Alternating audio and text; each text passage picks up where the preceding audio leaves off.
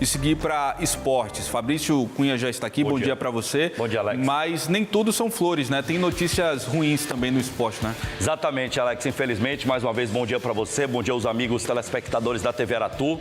Corredora de 60 anos é atropelada após ser atingida por um carro na contramão. O motorista, que já foi identificado pela polícia, fugiu sem prestar socorro à vítima. Qual é o estado de saúde da vítima? Lícia Fontinelli traz mais detalhes, inclusive está com o advogado da vítima nesse momento. Bom dia, Lícia. Pois é, Alex, né? A gente segue trazendo essas informações. Fabrício, você que também está aí no estúdio, né? Acompanhando toda essa situação muito grave, né? E que ocorreu na manhã da última segunda-feira, envolvendo essa policial, né? Policial rodoviária federal, Marta Maria. Essa mulher de 60 anos que acabou atropelada por um carro que vinha na contramão. Essas imagens, inclusive, são impressionantes do momento em que esse acidente acontece. A gente está aqui na central de flagrantes, inclusive, olha, o carro, a gente vai já conversar com o advogado, doutor Fernando, que também está aqui com a gente. O carro que atropelou essa policial está aqui, viu, já para passar por perícia, né, para passar por toda a checagem da polícia. A informação, inclusive, é que o dono, o proprietário do veículo, já estaria adulterando as cenas aí desse acidente, né? Já mexendo no carro, e por isso o carro já foi trazido aqui para a central de flagrantes para passar, então, por perícia. A gente está aqui com o advogado, o doutor Fernando, que vai também trazer alguns detalhes que são importantes, né? Porque, como o Fabrício falou, no momento em que esse acidente acontece, o motorista, ele foge, ele não dá socorro nenhum a essa vítima, a Marta, né, que estava ali praticando esporte, que estava treinando para uma corrida que ela ia participar.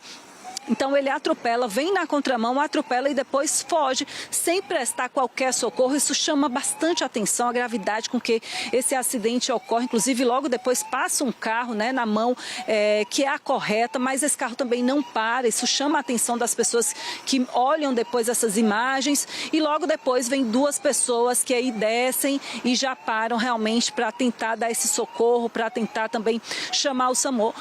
Realmente é uma situação muito delicada. A Marta segue internada em estado grave no HGE. O que o senhor pode trazer de informações para a gente, doutor Fernando? Como é que estão essas investigações? Bem, em primeiro lugar, boa tarde a todos e todas.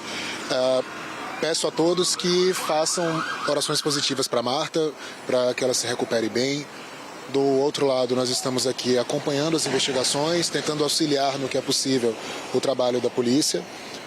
Já temos algumas informações, ao que parece, o rapaz se apresentou há pouco. Vou buscar essas informações até para poder entender as próximas etapas. Mas, assim, eu acho que é urgente, eu tenho certeza, que é urgente uma intervenção da própria polícia, do Ministério Público, porque a gente está tratando de um caso em que houve uma omissão de socorro, e, principalmente, ao que tudo indica, houve uma tentativa de adulteração do veículo. E isso configura, no meu entender, uma tentativa de atrapalhar as investigações, né? E a legislação processual penal é muito clara que, nessas hipóteses, se autoriza, sim, uma ordem de prisão cautelar, seja preventiva, seja temporária, que é o que nós acreditamos que será muito útil para o processo. Afinal de contas, já existem indicativos de uma má-fé procedimental que pode atrapalhar as investigações e nós buscamos por justiça. Então, doutor, o caso já está nessa investigação. O autor, então, do atropelo já teria se apresentado, né, à polícia. E agora a gente até acompanhando aqui a polícia técnica também aqui no local. É importante a gente falar sobre esse caso, porque ele, no momento em que o acidente acontece, né, a gente vê pelas imagens a forma fria como ele age ali naquela situação, ele foge, ele não presta socorro nenhum à vítima. E tem detalhes ali que são importantes, porque a via, ela não estava até tão movimentada por ser de manhã, né? Então, se ele alega, por exemplo, que fugiu porque estava correndo algum risco, a gente vê que quase não tinha ninguém nem circulando ali naquele momento. Então, realmente, ele nega o socorro para aquela mulher que está numa situação bem delicada ali depois do atropelo, não é isso? Exato, assim, sem qualquer espécie de juízo de valor mais aprofundado, mas eu acho que nós precisamos ter responsabilidade, porque acidentes acontecem. E quando esses fatos acontecem, nós precisamos estender a mão para quem é vítima. E você fugir é um ato de covardia. A gente não fala sobre isso. A legislação penal, ela entende que em casos semelhantes há responsabilização. Então, é uma questão de cidadania, é uma questão de dignidade, é uma questão de compreensão do seu local na sociedade como um agente que está disposto a falhas. Então, assim, é muito importante que nós façamos uma análise realmente fria desse processo. Sabe? É uma vida, é uma pessoa que praticava esporte, e é importante falar um pouquinho sobre Marta, né? Marta, presidente do sindicato da PRF, trabalhou a questão do esporte durante sua gestão, criou a corrida da Polícia Rodoviária Federal e era uma praticante assídua. Iria agora para uma meia maratona, depois para São Silvestre, e está agora entre a vida e a morte, né? Então, assim, de verdade, eu acho que justiça, ela não significa vingança. Justiça significa imposição da lei nas formas que a lei garante. Ele terá toda ampla defesa e contraditório junto com sua defesa para fazer aquilo que for necessário. Lícia. Mas do lado de cá nós queremos que de fato esse fato ilícito, punível, seja responsabilizado na forma da lei. Doutor, a gente tem pergunta do estúdio, Fabrício, Alex. Ô, Lícia, é um prazer tê-la aqui. Infelizmente, esse assunto, né, um assunto negativo aí. Tomara que Marta fique bem. Mas eu queria exatamente saber o estado de saúde de Marta, né? Essa corredora, essa atleta que estava praticando esporte. Infelizmente, foi atropelada. Eu lembro que no mês de agosto tivemos um caso que chamou muita atenção aqui em Salvador. O corredor Emerson Pinheiro acabou sendo atropelado na orla marítima de Salvador. Acabou perdendo a perna. Não vai mais poder correr como antes, né? A não ser como para-atleta. Então, acabou causando um dano significativo à vida dele, né? Tá a foto aí do Emerson Pinheiro. Então, como é que fica o estado de saúde de Dona Marta? É claro que a primeira preocupação nem é voltar a praticar esporte, e sim a preservação da vida. Mas você tem informações mais precisas sobre esse estado de saúde, Lícia? Bem, bom dia a todos. Fabrício, o estado de saúde é um estado delicado, mas que nós precisamos ter fé. Precisamos emanar energias positivas para que ela se recupere. Estamos aqui na expectativa do próximo boletim médico e creio em Deus, em todas as energias positivas, que a notícia será muito boa e que muito em breve Marta esteja novamente com sua família e seus amigos. Inclusive, doutor, se o senhor me permite, viu, Fabrício, Alex, eu estou aqui com uma última atualização que a gente recebeu, que informa que a Marta já passou por uma tomografia, né, computadorizada no Hospital Geral do Estado e que confirmou que não há presença de sangue nas cavidades craniana e abdominal, que representa, então, um avanço importante no quadro clínico dela, mas o HGE está solicitando doações de sangue para Marta, né? O pedido é esse agora, então, quem puder colaborar, né, para fazer essas doações. Não, de verdade, é um momento de colaboração coletiva, né? Não tão somente por Marta, mas pelas pessoas que precisam de sangue no nosso estado. Então, vamos fortalecer essa corrente, independente do tipo sanguíneo, né? É importante para que essas pessoas que estão em estado frágil, elas possam ter esse suporte, mais especificamente para Marta. Vamos fazer o levantamento do tipo sanguíneo e fazer uma campanha nas redes, e ao longo do dia de hoje vocês poderão ir aos bancos para poder fazer essa força. Mas só para a gente especificar, viu, para fazer a doação, basta dizer que essa doação é destinada à paciente Marta Maria dos Santos, mas como o doutor Fernando, né, já trouxe esse alerta, né, Alex, Fabrício, é importante quem for doar, além de doar para a paciente, para Marta, pode doar também para outras pessoas e já fortalecer isso que é tão importante. Ô, Lícia, oi, Alex, que pode movimentação perguntar. é essa aí, Lícia? Perícia sendo realizada agora no carro, hein? Atenção, a polícia técnica agora realizando a perícia no carro. O carro, inclusive, que estava sendo dirigido, que estava sendo conduzido pelo rapaz que já se apresentou. A Marta está no hospital lutando, obviamente, pela vida. A qualquer momento a gente pode ter a boa notícia da alta, mas nesse exato momento a gente percebe essa movimentação aí, hein, Lícia?